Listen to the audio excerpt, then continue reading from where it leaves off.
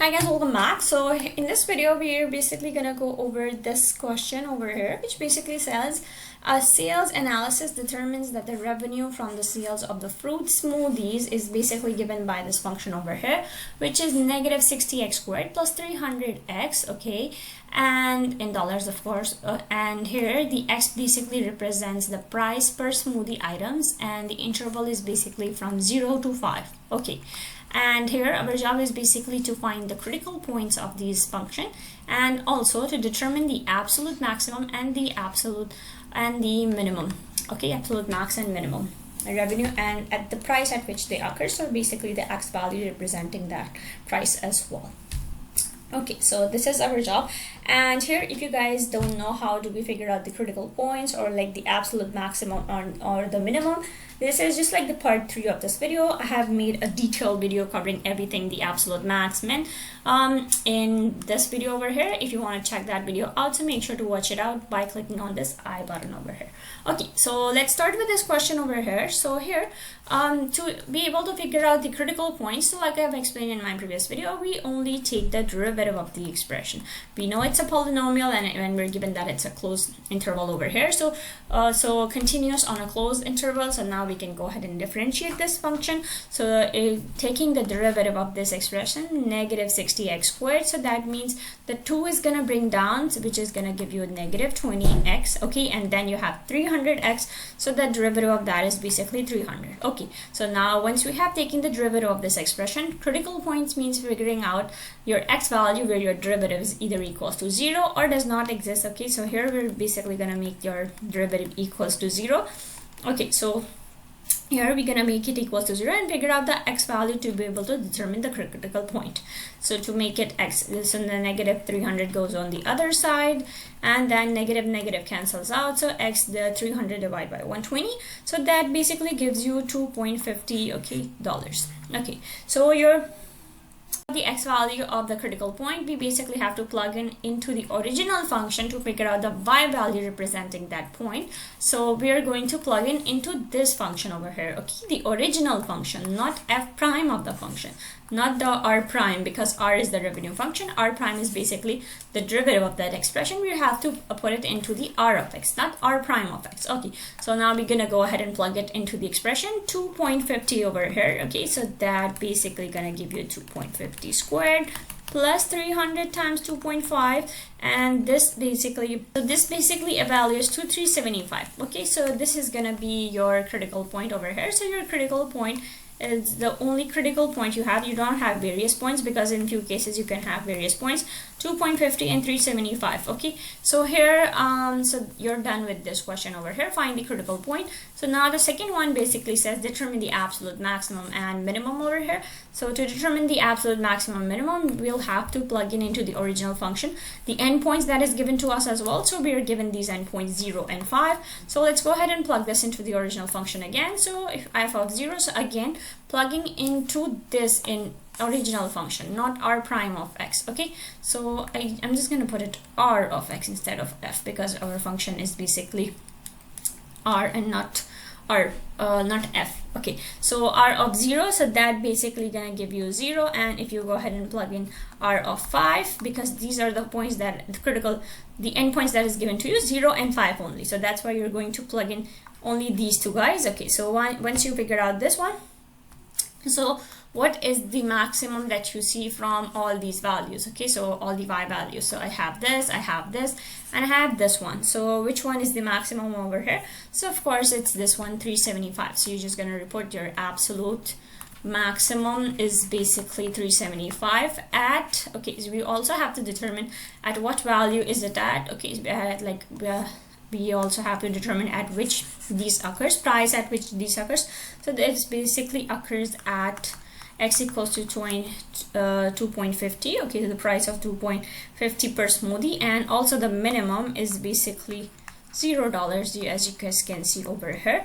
And at x equals to 0 and at x equals to 5 as well. Okay, and yeah, by the way, if you just want to do a quick graph of this one, so it's a quadratic function, and since you have a negative in front of it, so you know that the opening is downward of the quadratic function, right? Because if it was positive, so then it would open upwards, right? Because we have a negative in front of x squared, so we of course know that it's gonna open downwards, and you already know that 1.00, so here it's 0 0, and you also know your other point over here, x equals to 5 0 as well. So let's just say if this is 5, so this is 0 as well, so 0 0 and 5 0 as well, and you know it's opened at the top, and here you have like 2.5, here you have your another point as 2.5 375, so it's like way at the top, but let's just assume this is 375, so then your graph kind of look like this. Okay, so yeah, and here, like I was saying, the tangent line basically, the critical point basically represents where your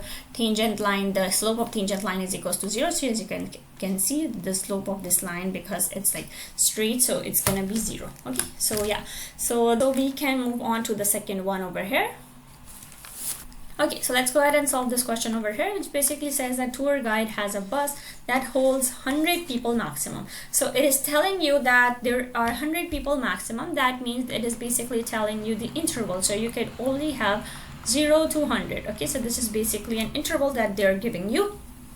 And so the profit in dollars for taking people on a tour is basically given by this function over here, p of n, where n equals n times 50 minus 0.5 n negative 100. Okay, so you treat it as a constant function that is given in the question. And by the way, like for this chapter, I would say like assume all the word problem questions, you know, they're constant functions, because how can you solve them if they're not constant functions? So yeah. So we have part A as how many people should the tour guide take, and what if the bus could only hold 45 people.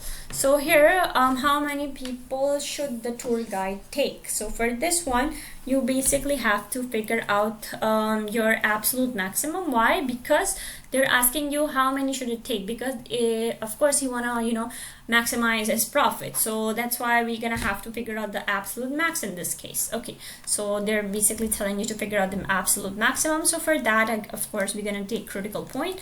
So critical points, figuring out what's the formula for that. We are already assuming it's a continuous function over here. So that means our second step is basically to differentiate this function. So we're gonna go ahead and take the derivative of this function that is given to us. But first of all, we have to multiply it because it's given in an ugly format over here. So let's just go ahead and multiply with an n. So we get n 50 minus 0.5 n squared negative 100. So now we can go ahead and differentiate this expression over here. So here I get 50, here I get n squared over here. Sorry, n, not n squared. Okay, and then here the negative 100, that becomes a 0. So we basically get this as our derivative. Okay, so now once we have done with this derivative, we have to make it equals to 0. Okay, so we have 50 minus n equals to 0. So we get n equals to negative 50 over here. So negative can cancel out. So we have n equals to 50 as our critical point as the x value. So now we're gonna go ahead and put it into the original function again, not the derivative itself. Okay, so we're gonna go ahead and plug in 50 into the original function. So we basically get 50, and then we have to do 50 times 50 negative 0.5 and then 50 squared minus 100. So this is gonna give you $1,150. Okay, so you basically get this over here. So your point is basically gonna be this. Okay, so this is your only critical point that you get. You do not get various point, you only get one point. So here, once you're done with the critical point, remember you have your the endpoints.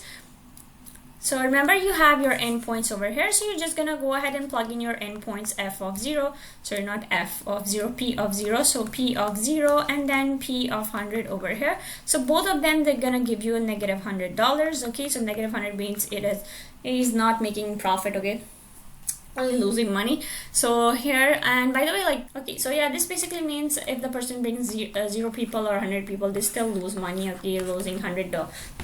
Okay, so bringing 0 people makes sense, but bringing 100 people and still losing $100, that doesn't make sense. But yeah, we are just following the mathematical model what was given to us in the question anyways.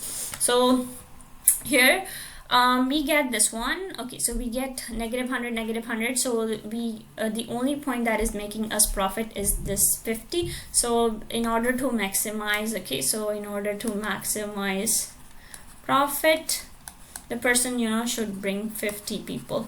So which is basically, and that should be your final answer, that, you know, because they wanna maximize profit, so this should be the amount of people that they should bring.